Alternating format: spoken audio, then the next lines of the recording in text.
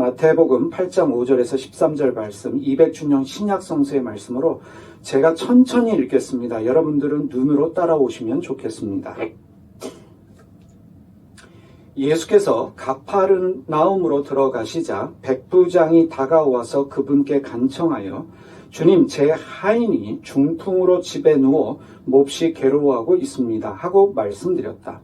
그분이 내가 가서 그를 고쳐주겠습니다 하고 말씀하시자 백부장은 대답하여 이렇게 말했다. 주님, 저는 주님을 제 집에 모실 자격이 없습니다. 그저 한 말씀만 하시면 제 하인이 낫게 되겠습니다. 사실 저 역시 권력에 매인 사람입니다만 제 밑에도 군인들이 있어서 제가 이 사람들로 가라 하면 가고 다른 사람들로 오라 하면 옵니다. 또 제 종더러 이것을 하라 하면 합니다. 예수께서 들으시고 놀랍게 여기시며 따라오는 사람들에게 말씀하셨다. 진실로 여러분에게 이르거니와 내가 이스라엘에서는 어떤 사람에게서도 이만한 믿음을 본 적이 없습니다. 여러분에게 말하거니와 많은 사람들이 동쪽과 서쪽에서 모여들어 하늘나라에서 아브라함과 이삭과 야곱과 함께 잔치상에 자리 잡게 될 것입니다. 그러나 나라의 아들들은 바깥 어둠 속으로 쫓겨날 것이니 거기서 울고 이를 갈게 될 것입니다. 그리고 나서 예수께서는 백부장에게 가시오, 당신이 믿는 대로 당신에게 이루어지기를 바랍니다 하고 말씀하셨다. 바로 그 시간에 그의 하인은 나았다. 여러분, 나누어 드린 주보 요약본에 보면은 영광장로교회가 추구하는 신앙이 적혀져 있습니다. 지난주에 우리는 첫 번째 우리가 추구하는 신앙을 다루었습니다. 우리는 고민하고 질문하고 성찰하는 신앙을 추구합니다. 우리는 고민하고 질문하고 성찰할 때 삶이 변화되고 신앙의 깊이가 생겨난다고 믿습니다. 우리는 삶과 신앙에 대해 무엇보다 우리가 믿는 하나님에 대해 끊임없이 고민하고 질문하면서 삶의 변화와 신앙의 깊이가 생겨나기를 원합니다. 두 번째로 우리 영광장로교회가 추구하는 신앙은 우리는 편견과 차별이 없는 신앙을 추구합니다. 우리는 모든 사람이 하나님의 형상과 모양으로 창조된 하나님의 자녀임을, 예수님은 모든 사람을 위해 십자가에 죽으셨음을 믿습니다. 우리는 열려진 마음으로 나와 다른 인종, 성별, 종교, 사상과 가치관을 가진 사람들을 존중하며 대화하기를 원합니다. 세 번째, 우리는 예수님을 닮아가는 신앙을 추구합니다. 우리는 일상생활에서 자기를 부인하고 자기 십자가를 지고 예수님을 뒤따르는 삶을 사는 것이 구원의 삶임을 믿습니다. 우리는 예수님의 제자로서 예수님의 삶과 말씀을 깊이 묵상하며 하나님의 생활 방식을 따라 친절하고 너그럽고 바르게 사는 삶을 살기를 원합니다. 이 세 가지 중에 오늘은 두 번째, 우리는 편견과 차별이 없는 신앙을 추구합니다. 다시 말하면 영광장로교회가 추구하는 교회는 어떠한 편견도 차별도 없는 교회입니다. 성경은 히브리어, 아람어, 헬라어로 되어 있습니다. 그것도 고대어로 되어져 있습니다. 고대어로 되어진 이 성경을 번역하면서 번역자들이 사람이기 때문에 실수할 수 있습니다. 오역할 수 있습니다. 그리고 의도적인 오역을 할 수도 있다는 사실입니다. 대표적인 경우가 창세기에 나오는 갈빗대로 번역되어진 첼라라는 히브리어입니다.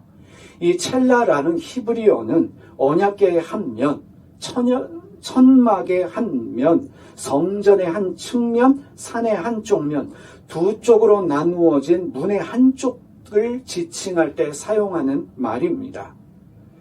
이 히브리어 성경, 구약 성경을 최초로 외국어로 번역한 성경을 70인역이라고 합니다.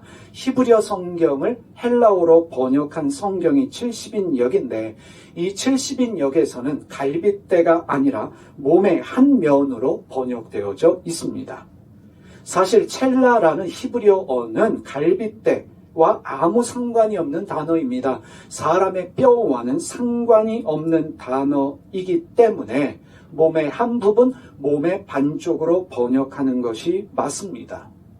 하지만 지난 2000년 동안 성경 해석을 독점했던 남성들이 여성을 비하하기 위해서 의도적으로 갈빗대로 번역했습니다. 그렇게 해석했습니다. 그 잘못되어진 번역을 교회는 오랫동안 믿었고, 그래서 사실은 성경과 상관없는 신학과 교리를 만들어 믿으면서 신앙생활을 하고 있다는 사실입니다. 지금 이 번역을 바꾸는데도 무리가 있습니다. 왜냐하면 번역이 바뀌어지면 전체적인 신학과 교리가 바뀌어져야 하기 때문입니다. 성경을 읽으면서 성경 원어를 공부한다는 것은 상당히 위험한 일입니다. 성경 원어를 공부하고 그 뜻을 알아가는 일이 위험한 일은 왜 그러냐면 그동안 알고 있던 상식이 믿음이 뒤집어질 수 있기 때문에 그렇습니다. 그런데 많은 사람들이 내 상식과 믿음이 뒤집어지는 것을 허락하는 것이 아니라 그것을 두려워하는 분들이 의외로 많이 있다는 사실입니다. 그래서 새로운 것을 거부하는 분들이 있습니다. 예수님께서는 가버나움에서 로마 군인의 백부장을 만나게 됩니다. 백부장은 부대원이 50명에서 100명인 위관급 장교로서 오늘날 대위급에 해당되는 장교를 말합니다. 그는 예수님을 만나서 자신의 하인이 중풍병에 걸려 괴로워하고 있습니다 라고 말을 합니다. 그러자 예수님께서 당신 집에 방문해서 그 하인을 고쳐주겠다고 말씀하셨습니다. 그런데 백부장이 어떻게 말합니까? 주님, 저는 주님을 제 집에 모실 만한 자격이 없습니다. 그저 한 말씀만 해주시면 제 하인이 낫게 되겠습니다 라는 믿음의 고백을 합니다. 그러면서 그 이유를 이렇게 말합니다. 제 밑에도 군인들이 있어서 제가 이 사람더러 가라 하면 가고 오라 하면 옵니다. 제 종도로 이것을 하라 하면 합니다. 그러니 한 말씀만 하소서. 예수님이 이 백부장의 고백을 들으시고 그 믿음을 칭찬하셨을 뿐만 아니라 말씀하셨습니다. 그때에 그의 하인이 치유를 받았습니다. 여기서 주목해야 될 중요한 것은 백부장이 자신의 하인에 대해 말할 때 서로 다른 용어를 사용하고 있다는 사실입니다.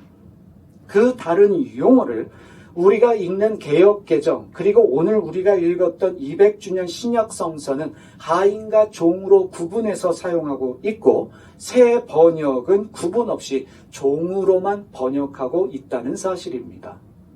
그런데 여러분, 하인과 종 사실은 같은 뜻으로 우리에게 들립니다. 하인입니다. 종입니다. 우리에게는 같은 뜻입니다. 그런데 굳이 번역을 하면서 하인으로 종으로 구분한 이유가 무엇일까? 다시 말하면 왜 성경은 이 종에 대해서 다른 헬라어 단어를 사용하는 것일까? 오늘 우리가 던지는 중요한 질문입니다.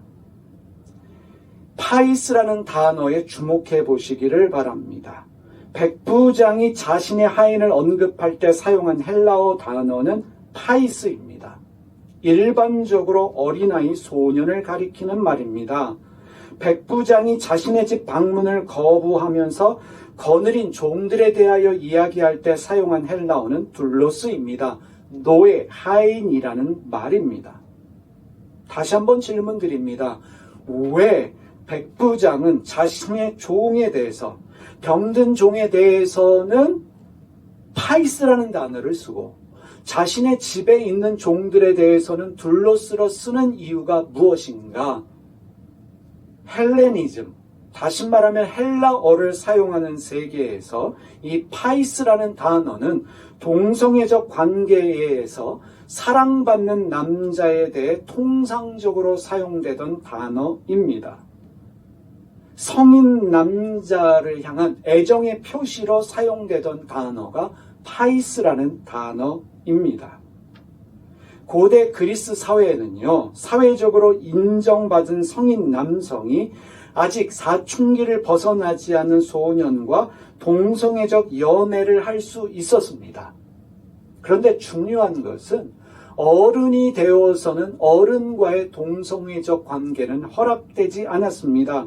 어른 남성끼리의 동성애는 금기에 가까운 일이었습니다. 만약에 성인이 되어서도 동성애적 관계를 가지고 있는 남자가 있다면 그 남자를 여자라 부르면서 공개 모욕을 했습니다. 고대 그리스 사회는 여성 혐오 사회였기 때문에 남자를 여자 같다, 여자라고 부르는 것은 경멸에 가까운 일이었습니다. 고대 그리스 사회가 어른 남자와 어린 청소년 사이의 연애를 장려했던 이유가 무엇이냐면 이 문화적 배경을 우리가 이해해야 합니다. 이 동성애적 관계가 가장 이상화된 교육 형태라고 그들이 믿었기 때문에 그렇습니다. 그래서 플라톤은 이러한 남성 간의 사랑을 천상의 사랑이라고 표현을 했습니다. 적극 지지를 했습니다. 고대 그리스를 지탱하고 있던 엘리트 남성들이 미래 인재들과 사랑을 나눈다는 것은 어른들이 가지고 있는 지적인 어떠한 능력들을 문화적 소용과 국가 간을 전수할 수 있다라는 인식 때문에 어른과 청소년의 동성애적 관계를 지지했던 것입니다. 엘리트 남성은 소년에게 멘토이자 스승이자 애인의 역할을 하면서 그를 교육했습니다. 교육적으로 권장되는 행위였기 때문에 소년의 몸에 성년의 징조가 나타나면 그 연애의 관계도 끝을 맺어야만 합니다. 어른이 되면서까지 동성애적 관계를 맺는다면 그것은 비난받을 일이었습니다. 이러한 그리스, 고대 그리스의 문화가 전승된 나라가 로마입니다. 헬레니즘을 그대로 계승한 나라가 로마인데 로마에 옮겨져서는 많이 변질되었습니다. 로마 사회도 동성애는 금기가 아니었습니다. 로마가 세계를 정복하면서 유럽과 아프리카, 아시아 일부까지 지배했던 로마 제국 군인들은 정복한 땅의 피식민인들을 대상으로 성행위를 즐겼습니다. 그것이 자기들의 힘 자랑이었습니다. 여성, 남성 가리지 않았는데 특별히 지배한 나라의 남성과의 동성애 행위는 절대적인 힘의 상징으로 추앙받기도 했습니다. 근데 중요한 것이 있습니다. 동성애를 할 때에 여자 역할을 하는 사람은 비난을 받았습니다. 내가 상위가 되어서 남자의 역할을 해야지 동성관계에서 여자의 역할을 한다, 수비적인 역할을 한다, 이것은 비난받는 일이었습니다. 만약에 여자 역할을 해줄 동성 연인을 두고 싶다면 반드시 천한신분의 노예나 매춘부를 대상으로 해야만 했습니다. 이게 로마의 문화였습니다. 다른 남자의 노예를 성적으로 사용하기 위해서 주인의 허락을 받고 써야만 했는데 사실 로마에서 노예 강간은 허용되는 일이었습니다. 로마 귀족의 가장들은 노예를 성적으로 사용하는 일들이 빈번했고 그래서 성적으로 학대받는 노예들이 많았습니다. 전쟁을 많이 하는 나라였기 때문에 군인들이 로마를 떠나는 일들이 많았죠. 이때 성적인 관계를 가지기 위한 남자 동반자를 데리고 가는 일들이 빈번했습니다. 이러한 이해를 가지고 우리는 또 다른 질문을 할 수밖에 없습니다. 백부장과 파이스로 번역되어진 그 하인은 어떤 관계였을까라는 질문입니다. 누가복음 7장 2절에는요. 이 종을 뭐라고 이야기하냐면 사랑하는 종이라고 표현되어져 있습니다. 사랑하는으로 번역되어진 헬라어는 엔티모스입니다. 매우 소중하거나 가치 있는 귀한 사람이라는 뜻입니다. 그러하기 때문에 이 구절에서 하인 또는 종으로 번역되어진 파이스를 백부장이 사랑하고 있는, 백부장에게 사랑받고 있는 연인 관계에 있는 하인으로 번역하거나 이해하는 것이 맞다고 감히 말할 수 있겠습니다. 그런데 만약에 이 파이스가 백부장과 동성애 관계에 있는 백부장의 사랑을 받고 있는 남자 연인이었다면, 그것이 사실이라면 예수님의 반응이 중요합니다. 예수님은 그들의 관계를 비난하지 않으셨습니다.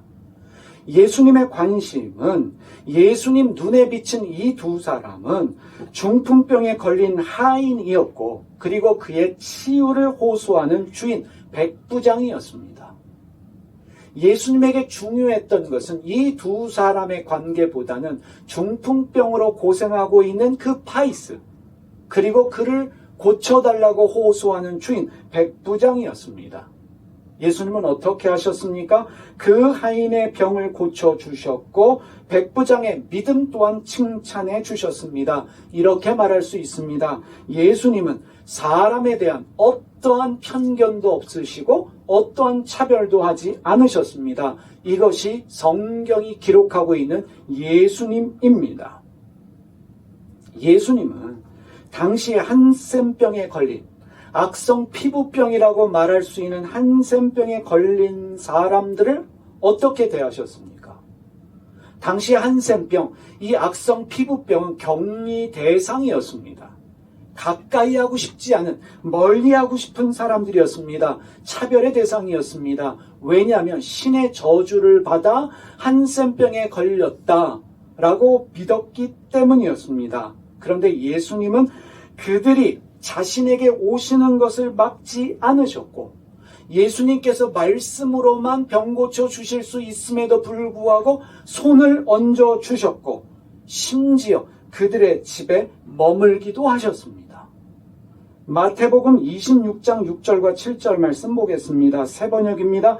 그런데 예수께서 베다니에서 나병 환자 시몬의 집에 계실 때에 여자가 매우 값진 향유 한 옥합을 가지고 와서는 음식을 잡수시고 계시는 예수의 머리에 부었다. 여러분, 당시 사람들은 한센병이 감염된다고 믿었습니다. 전염된다고 믿었습니다. 죄인이라고 믿었습니다. 죄인입니다. 감염될 수도 있다라고 믿고 있는데, 저주의 대상인데 거침없이 꺼리낌 없이 그의 집에 들어가시는 예수님을 보시기 바랍니다.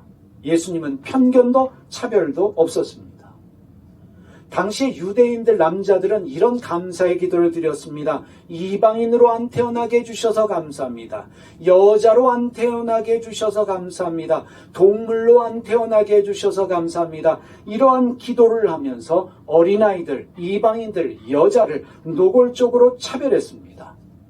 어린아이는 어리기 때문에, 여자는 생리를 하기 때문에 차별을 했고, 이방인들은 선택받지 못했다, 하나님께 선택받지 못했다는 이유로 차별을 했습니다. 근데 예수님은 어린아이들이 내게 오는 것을 금하지 마라, 어린아이들을 환영해 주셨습니다.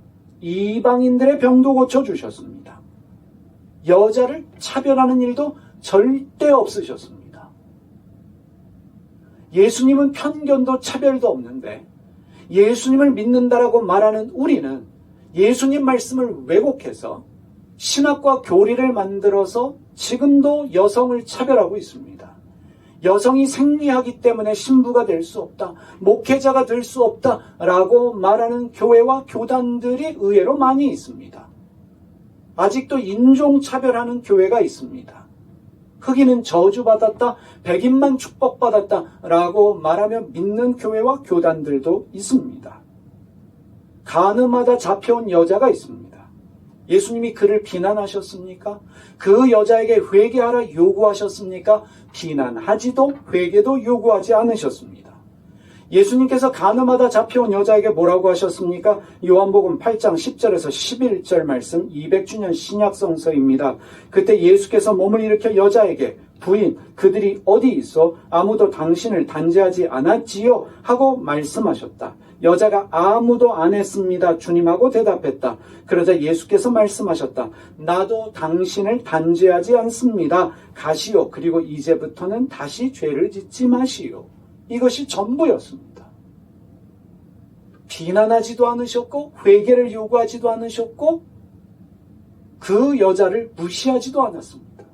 아무도 당신을 단죄하는 사람이 없습니다. 가십시오. 나도 당신을 단죄하지 않습니다. 그러나 다시는 죄를 짓지 않도록 하십시오. 이런 수모를 당하지 않도록 하십시오. 라는 말씀이 전부였던 것입니다. 예수님 당시에 죄인으로 비난받으며 차별을 받던 사람들이 상종하기를 꺼려했던 사람들이 세리였습니다. 몸을 파는 여성성 노동자들이었습니다. 그들은 노골적으로 비난을 받으며 차별을 받았습니다. 이들과 함께 식사하는 것만으로도, 이들과 함께 밥 먹는 것만으로도 죄인으로 여김을 받았기 때문에 어울리기 꺼려하는 사람들이 바로 세리와 몸을 파는 여성 성노동자들이었습니다. 그런데 예수님은 그들에 대한 어떤 편견, 차별이 없으셨습니다. 삭개오를 만났을 때도 삭개오가 집으로 청했을 때 가셨지요. 꺼리낌 없이 세리 집에 가서 식사하시고 함께 즐기셨습니다. 삭개오에게 회개하라는 말씀하지 않으셨어요. 그에 대한 어떤 비난도 지적도 하지 않았습니다. 그럼에도 불구하고 삭개오는 자기의 재산을 가난한 자에게 나눠주겠다, 변화의 삶을 고백합니다. 편견과 차별이 없이 그들과 어울리셨고 식사하셨고 함께 술을 마시셨습니다. 그들에게 어떤 회개도 요구하지 않으셨습니다. 이러한 예수님의 태도에 불만이 있었던 사람들이 누굽니까? 바로 바리새인들입니다. 마가복음 2장 16절 말씀 세 번역으로 보겠습니다. 바리새파의 율법학자들이 예수가 죄인들과 세리들과 함께 음식을 잡수시는 것을 보고 예수의 제자들에게 말하였다. 저 사람은 세리들과 죄인들과 어울려서 음식을 먹습니까? 나중에는 주정뱅이라고 비난할 정도로 예수님에 대한 막말들을 쏟아냈습니다. 죄인들과 어울리는, 어떠한 편견과 차별이 없이 죄인들과 어울리는 예수를 당시의 바리새인들은 이해하지 못했습니다. 그런데 예수님을 믿는다라고 말하며 예수님의 이름으로 기도하는 한국교회는 지금 여러 가지 이유로 편견을 만들어서 사람들을 노골적으로 차별하고 있다는 사실입니다. 예수님을 비난했던 사람들, 종교적 잣대를 가지고 사람들에 대한 편견을 가지고 차별하던 사람들이 바리새인들과 종교학자들이었습니다. 그들은 병든 사람들, 장애를 가진 사람들을 저주받은 사람으로 여겨 멀리했습니다. 여성은 생리를 하기 때문에 차별을 했습니다. 이방인은 하나님께 선택받지 못했기 때문에 경멸을 했고, 뿐만 아니라 세리와 몸을 파는 여성 성노동자들은 상종하지 못할 죄인으로 여겨 경멸했습니다. 무시했습니다.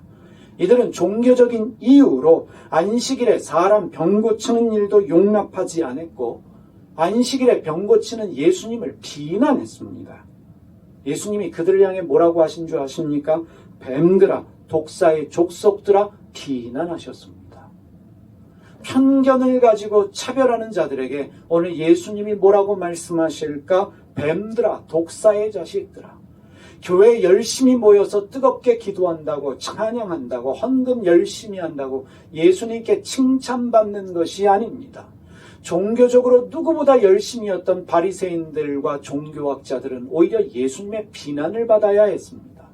누군가에 대한 편견을 가지고 차별한다면, 그것이 믿음으로 착각하고 있다면 그것은 오히려 비난받을 일입니다. 우리가 성경을 제대로 읽어야 합니다. 성경은 편견을 가지고 차별하는 말씀이 없습니다. 성경은 오히려 품으려고 하는 열려진 마음의 태도를 우리에게 요구합니다.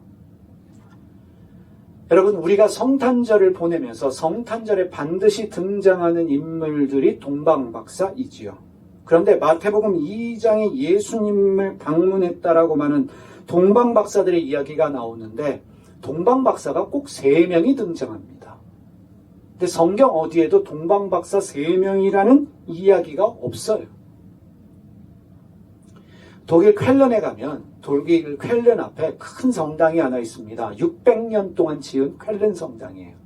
그 성당에 가면 동방박사 무덤이 성당 안에 있습니다. 동방박사 3사람의 무덤이래요. 그 성당 안에 안치를 했습니다. 십자군 전쟁 때 전쟁하러 갔는데 누가 동방박사들의 무덤이에요 라고 말했고 그걸 파가지고 와서 거기에 안치를 했고 동방박사 3사람이 그때부터 유래가 된 거예요. 또 한 가지는 왜 3명입니까? 드렸던 예물이 3개이기 때문에 3명이라고 믿은 거예요. 그게 누구의 시체인지 알겠습니까? 모르는 거예요. 그런데 거기 가보면 사람들이 그 시체 앞에서 기도를 합니다. 동방박사는 3명이라고 믿는데 그리고 이름도 있어요. 근데 성경 어디에도 그들이 3명이라는 이야기가 없고 박사라는 말도 없고 그리고 그들의 이름조차도 기록되어져 있지 않습니다. 성경에는 그들을 마고스라고 말하고 있어요. 마고스는 영어 매지로 번역되어지는 말이고 이 말은 마법사 또는 점성술사라는 말입니다. 동방, 다시 말하면 페르시아에 있는 힘있는 계급인 점성술사들을 말합니다. 당시 고대 근동에서 힘있는 계급 세력들이 바로 점성술사들이었어요. 그들을 매지라고 불렀습니다. 동방에서 온 점성술사들이 마법사들이 예수님의 탄생을 알고 와서 경배했다는 것입니다. 근데 당시에 랍비들은요, 점성술사로부터 배우는 사람은 죽여 마땅하다. 점쟁이와 어울리지 말아야 하고 마법사를 가까이 하지 말아야 하고 점성술사를 멀리하라. 이것이 유대인들의 믿음이었습니다. 다시 말하면 점성술사는 절대로 가까이 하지 말아야 될 사람들인데 이러한 마고스, 매지들이 점성술사들이 하나님의 계시를 받고 예수님의 탄생된 곳을 찾아와서 예수님을 경배했다라고 하는 것은 상당히 충격적인 일일 수밖에 없다는 것입니다. 근데 이러한 사실이 마태복음에만 기록되어 있어요. 마태복음은 유대인들을 위해 쓰여진 복음서입니다. 유대인들에게 복음을 설명하면서 저주받아서 그래서 멀리해야 될 이 마고스, 매지, 점성술사들이 하나님의 계시를 받아서 예수님을 경배했다라고 하는 이 사실을 알게 되면 유대인들이 어떻게 반응할까? 긍정적인 것보다는 부정적인 측면이 많을 거예요. 그럼에도 불구하고 마태복음에 이러한 것들이 기록되어진 것이 무엇일까? 우리가 믿는 하나님은 어떠한 편견도 차별이 없으시다 라는 것을 유대인들로 하여금 깨닫게 하기 위해서 이 동방에서 온 점성술사들이 예수님을 경배했다는 것을 기록하고 있다라고 여겨집니다. 마태복음 15장에 보면은 수로보니게 여인의 이야기가 나옵니다. 근데 이 여자를 가나안 여자라고 말하고 있어요. 여러분, 가나안 사람이라고 말할 때 그 의미는 성경에서 바알 숭배자라는 뜻입니다. 이 사람은 가나안 사람이다, 바알 숭배자다라는 뜻과 더불어서 성적으로 문란한 사람이라는 뜻을 함의하고 있습니다. 전 세계에 이런 표현들이 많지요. 미국에도 어느 지역 사람이야 하면은 비하하는 말로 많이 쓰입니다. 한국에도 그런 표현이 있고 성경에서 가나안 사람이다라고 하는 것은 좋은 말이 아닙니다. 저 여자는 가나안 사람이다라고 말할 때 바알 숭배자이며 성적으로 문란하다는 뜻을 가지고 있습니다. 그 여자의 딸이 지금 고생하고 있어요. 병 걸려 고생하고 있는데 예수님께 치유를 호소하지만 예수님이 이때는 냉정하게 대합니다. 나는 이스라엘의 잃어버린 양들을 위해 왔다라고 하시면서 자녀들의 빵을 개에게 던지는 것이 마땅하지 않다라는 말을 하십니다. 사실은 모욕적인 말씀을 하시는 거예요. 그 개라는 말은 신전 창기들을 일컫는 말입니다. 가나안 지역의 신전들은 신전에 창기들이 있습니다. 몸을 파는 남자와 여자들이 있어서 그 신전 안에서 성적 관계를 맺는 것이 신을 향한 예배라고 믿었어요. 그래서 가나안 사람들이 성적으로 문란하다는 비난을 받은 것입니다. 그래서 개라고 말할 때 그 개는 신전 창기들을 일컫는 말입니다. 상당히 모욕적인 말을 여자에게 던지고 있지요. 그런데 이 모욕적인 말에 여인은 개도 상에서 떨어지는 부스러기는 먹습니다 라고 반응을 합니다. 이 말씀을 들으시고 예수님이 그 여자의 딸을 믿음을 칭찬하셨을 뿐만 아니라 그 딸도 치유를 받았습니다. 여러분, 이 사건이 말하고 있는 게 무엇일까요? 예수님은 왜 노골적으로 이 여자에 대한 모욕적인 발언들을 쏟아내셨을까요? 반전의 메시지입니다. 하나님의 나라가 그 어떤 사람에 대해서도 편견과 차별이 없다. 바알 숭배자라고 할지라도, 성적으로 문란하다라고 할지라도 충분히 하나님의 은혜를 받을 만한 자격이 있다는 것입니다. 죄인이라고 비난하지 마라. 이들에게도 하나님의 은혜가 있다.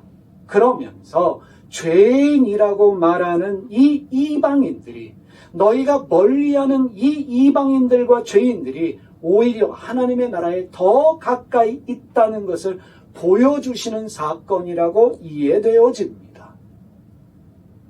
충분히 이 여자가 모욕적인 말들을 감당할 수 있다는 것을 예수님이 아시고 의도적으로 이 여자에게 모욕적인 발언들을 쏟아내셨습니다. 이 모욕적인 발언들을 감당하면서까지 믿음의 고백을 하고 있는 이 여자를 통해서 하나님은 어떠한 편견도 차별이 없으시다. 그리고 오히려 이방인들이, 너희가 멀리하는 죄인들이 하나님 나라에 더 가까이 있다라는 사건을 보여주시는 것입니다. 우리도 도전받아야 합니다. 우리는 교회 안에 있지만 오히려 교회 밖에 있는 사람들이 믿음에 더 가까이 있을 수도 있다는 것입니다. 예수님은 당시 죄인으로 경멸의 대상이었던 세리들과 몸을 파는 여성 성노동자들에 대해서 이렇게 말씀하셨습니다. 마태복음 21장 31절 후반절입니다. 200주년 신약성서입니다. 예수께서 그들에게 말씀하셨다. 진실이 여러분들에게 이르거니와 세리와 청녀들이 여러분보다 먼저 하나님의 나라에 들어갑니다. 제 말이 아닙니다. 예수님의 말씀입니다. 오늘 한국교회는 이 말씀 통해 도전받아야 합니다. 세리들과 창녀들이, 죄인들이, 여러분이 편견을 가지고 차별하는 그 사람들이 여러분보다 먼저 하나님 나라에 들어갑니다. 어느 분이 말씀하셨습니다. 목사인데 절대로 기독교인 같지 않은 목사가 있고, 스님인데 절대로 기독교인 같은 스님이 있을 수 있다라고 이야기를 합니다. 교회 와서 나 예수 믿어요 해서 다 구원받을까? 아니요. 절대로 아닙니다. 왜 하나님 나라는 모든 자에게 열려져 있다는 사실을 깨닫지 못하고 교회는 잣대를 가지고 편견을 가지고 사람을 차별할까? 그동안 교회는 이런저런 이유로 사람에 대한 편견과 차별을 했을 뿐만 아니라 집단 학살을 했습니다. 홀로코스트, 유대인들 600만 명을 죽일 때도 유대인들은 예수님을 죽인 족속들이기 때문에 죽어 마땅하다라는 논리로 교회가 지지했고 그리스도인들이 지지했습니다. 청교도들이 신대륙에 들어가서 인디언들을 학살할 때도 마찬가지 논리였습니다. 이교도이기 때문에 죽여 마땅하다. 1억 명 가까이를 죽였습니다. 하나님 나라와 절대적으로 맞지 않는 논리입니다.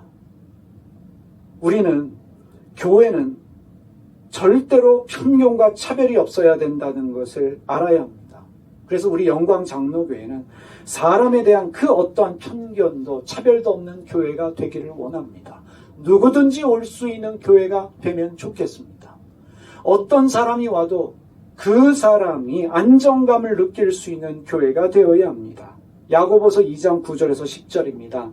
그러나 여러분이 사아브라함을 차별한다면 잘 들으십시오. 죄를 짓는 것이며 법으로부터 위반자라는 심판을 받을 것입니다.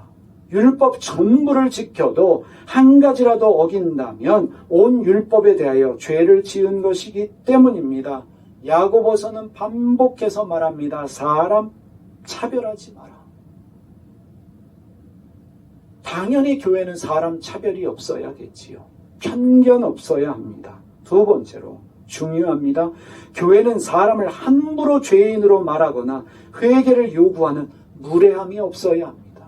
나도 죄인인데 누구 보러 죄인이라고 그래서 회개를 요구할 수 있겠습니까? 누가복음 6장 42절입니다.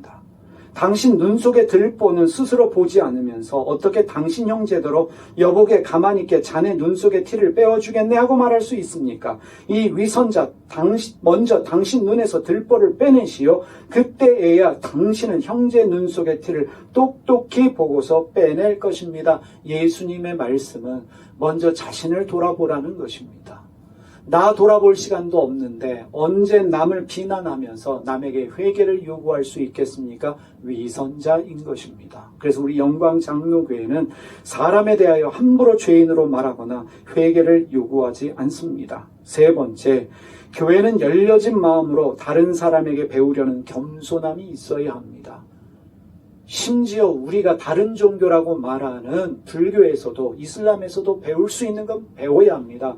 우리 한국 기독교가 처음 그 성경을 번역할 때 차용된 용어는 불교 용어가 많습니다. 이미 말씀드렸지만 천당이라는 용어도 불교에서 온 용어고 장로도 불교에서 온 용어고 집사도 불교에서 온 용어고 이판 사판도 마찬가지고 야단 법석도 불교 용어고 서로 배워가면서 서로 공존하는 것입니다. 왜 우리는 가르치려고 합니까? 선생이 되려고 하기 때문입니다. 야고보서 3장 1절은 이렇게 말합니다. 나의 형제 자매 여러분은 선생이 되려고 하는 사람이 많아서는 안 됩니다. 여러분이 아는 대로 가르치는 사람인 우리가 더 큰 심판을 받게 될 것입니다. 배우려는 마음, 열려진 마음이 있을 때 우리는 더 깊은 신앙, 성숙한 신앙을 경험하게 되는 것입니다. 오늘 마치면서요, 그 박스 안에 있는 우리 교회가 지향하는 편견과 차별이 없는 신앙 함께 읽으면서 우리 말씀 마치겠습니다. 함께 읽겠습니다. 우리는 편견과 차별이 없는 신앙을 추구합니다. 우리는 모든 사람이 하나님의 형상과 모양으로 창조된 하나님의 자녀임을, 예수님은 모든 사람을 위해 십자가에 죽으셨음을 믿습니다. 우리는 열려진 마음으로 나와 다른 인종, 성별, 종교, 사상과 가치 가진 사람들을 존중하며 대화하기를 원합니다. 기도하겠습니다. 하나님 아버지, 정말 예수님께서 아무도 편견을 가지고 차별하지 않으셨습니다. 어린아이도 이방인도 여자들도 병든 사람들도 두 팔을 벌리셔서 품으셨던 것처럼 우리 교회가, 우리 교인들이 다 그러한 사람들 되게 하여 주소서. 예수님 닮아서 편견과 차별이 없이 용납하는 자들 되게 하여 주시고, 다른 사람에게 함부로 죄인이라고 말하면서 회개를 요구하는 무례함이 없게 하여 주시옵소서. 무엇보다도 열려진 마음으로 다른 사람에게 배우려는 겸손한 마음, 누구와도 종교가 다르고 사상과 가치관이 다른 사람과도 대화할 수 있는, 사람을 존중히 여기는 넉넉함이 있는 우리 그리스도인들 다 될 수 있도록 성령께서 우리를 강권하여 주시옵소서. 예수님의 이름으로 기도드립니다.